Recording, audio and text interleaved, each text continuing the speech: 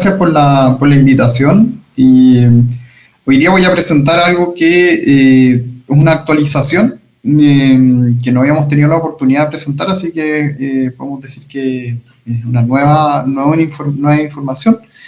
El año pasado, dentro de la discusión de la estrategia de hidrógeno verde de Chile, surgió la pregunta de por qué el hidrógeno verde, cuáles serían los beneficios. Entonces, ante esa pregunta, en uno de los comités de trabajo, nosotros desarrollamos un estudio que era la cuantificación del encadenamiento laboral y empresarial para el desarrollo del hidrógeno, que estuvo basado en el escenario de producir el hidrógeno necesario según los compromisos que asumió Chile por su NDC. ¿Ya? Y luego, en esa ocasión nosotros dejamos, ese fue nuestro escenario base, que es como un escenario bien pesimista, por así decirlo, en el sentido de que es poco consumo de hidrógeno versus todos los posibles consumos que pueden existir o que ya han ido surgiendo casi un año después de que hicimos el estudio. Entonces hoy día lo que les voy a presentar es esa actualización, pero considerando escenarios de exportación de hidrógeno, ¿ya? Como contexto muy breve, bueno, como GIZ y programa 4E de la GIZ hemos venido trabajando arduamente en temas de hidrógeno en el año 2014-2015, como pueden ver aquí. Yo en esa época no estaba acá, estaba en Corfo, estaba justamente en el comité solar. Tuve la suerte de trabajar también en algunas interacciones con el proyecto de GIZ. Y en el transcurso de los años hemos ido desarrollando distintos estudios.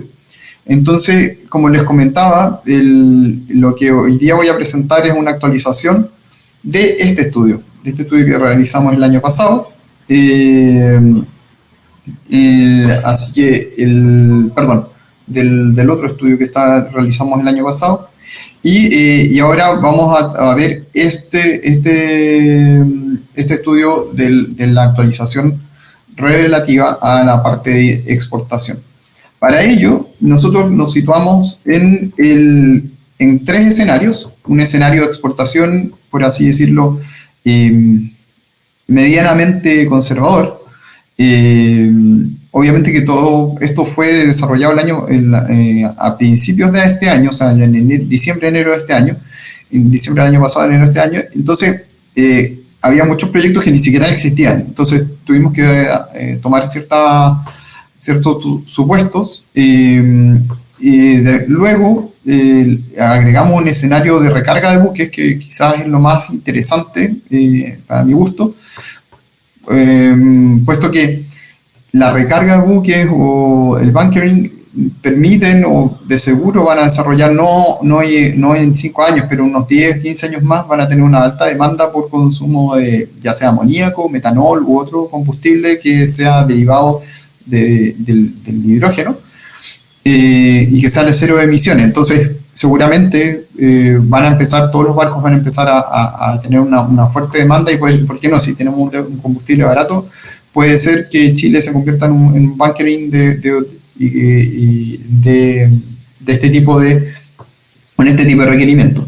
Y por último, hicimos un escenario de la estrategia nacional. En ese minuto no contábamos con información exacta de cuál era la demanda, el volumen, por lo tanto hicimos una ingeniería inversa y a partir de los volúmenes de mercado presentamos los volúmenes de hidrógeno a producir. Eso es importante. ¿Por qué es importante mostrar esto? Porque son las estimaciones en base a las cuales nosotros después tenemos que poder calcular la cantidad de megas o gigas, en este caso, de proyectos renovables y proyectos de electrólisis para generar hidrógeno. Entonces, como pueden ver acá, en el escenario NDC, en el año 2050 principalmente se necesitarían cerca de 600 kilotoneladas, o sea, 600.000 toneladas de hidrógeno a producir, lo cual en el escenario de estrategia, que sigue siendo igual conservador, en la propuesta nuestra, en la propuesta que hicimos en ese minuto, son cerca de 6 millones de toneladas. Y en el escenario de exportación con recarga de buque es notoriamente también superior a la NS, pero es inferior a lo de la estrategia.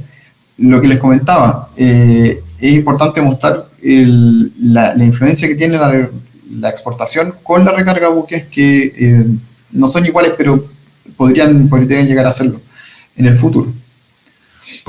Asimismo, nosotros vimos cómo hicimos un cruce de cuáles serían los requerimientos, o hacia dónde estaríamos exportando, qué tipo de combustibles se estarían produciendo en el futuro.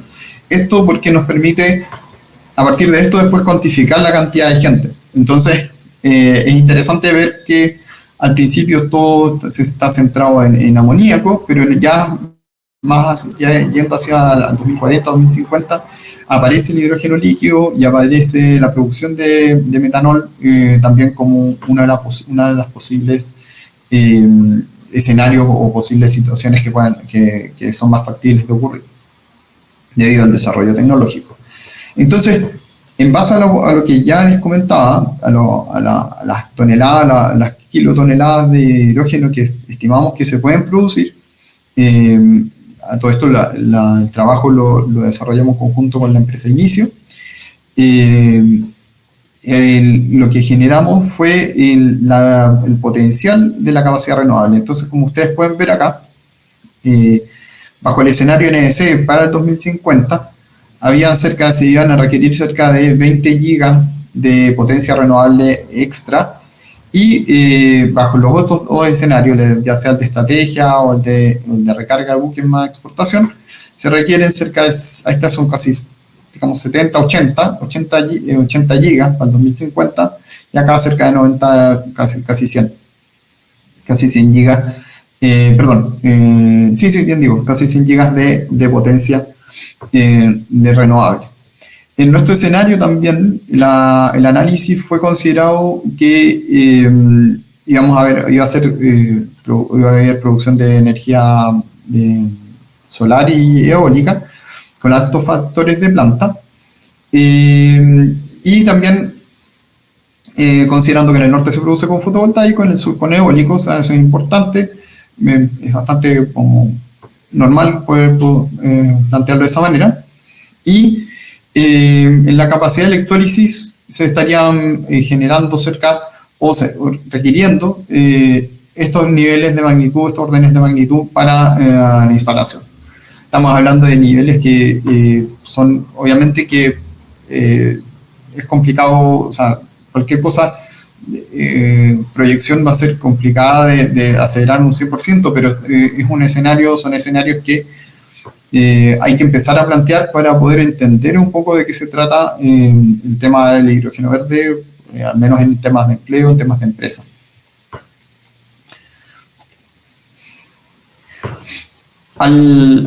Una vez que nosotros logramos diseñar toda esta estructura, es importante poder cuantificar el tipo de activo, o ya sea en gigas como en potencia, o en kilotoneladas, en este caso de amoníaco, metanol o combustible sintético en metros cúbicos. Porque estos elementos, estas cantidades, nos permiten luego hacer un análisis de los factores de empleo.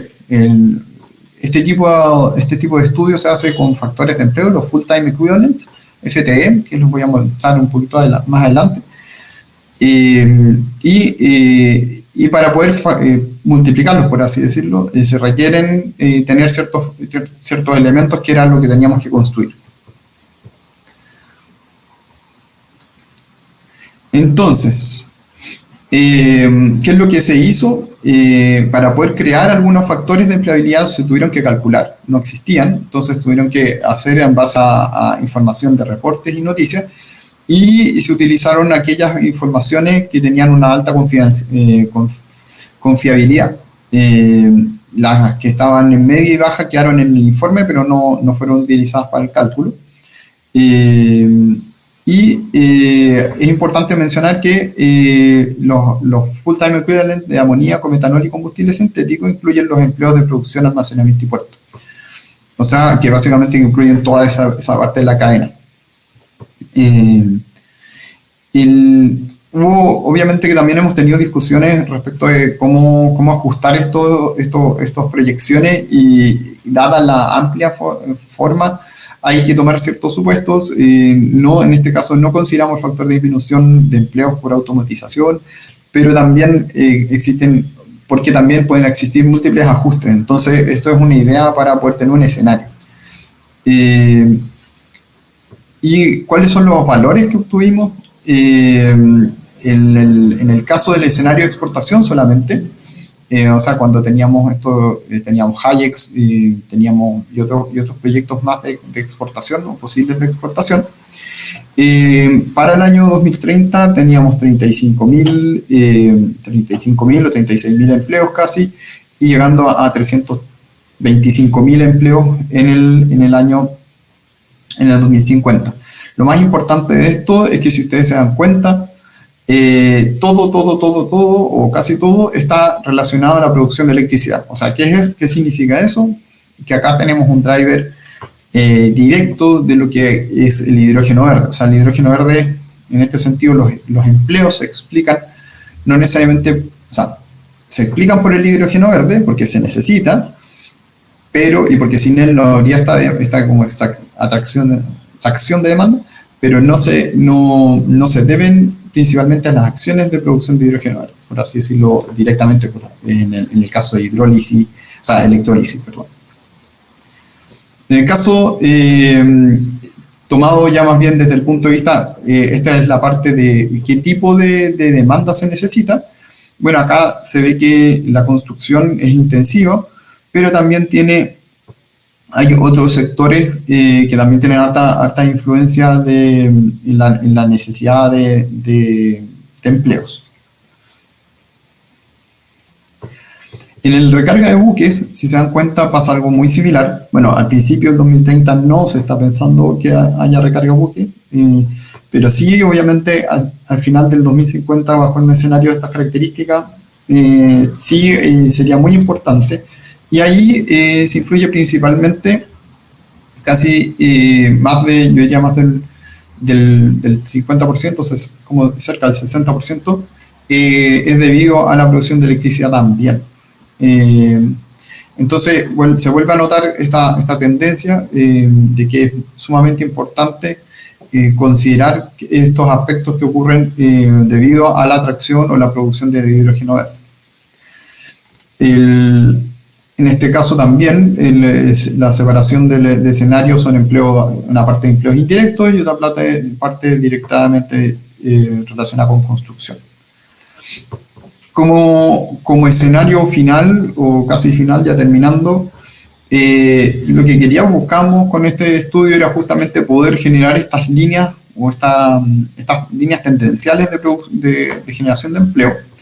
Como pueden ver, la estrategia nacional podría eventualmente, o bajo el escenario de la estrategia nacional, podrían eventualmente generarse cerca de 740.000 empleos. Y solamente por un escenario de exportación podríamos tener cerca de 325.000, y ya sumado a la recarga buques serían cerca de 570.000, lo cual es una enormidad. Tenemos que hacer la salvedad, obviamente, que estamos hablando de 2050.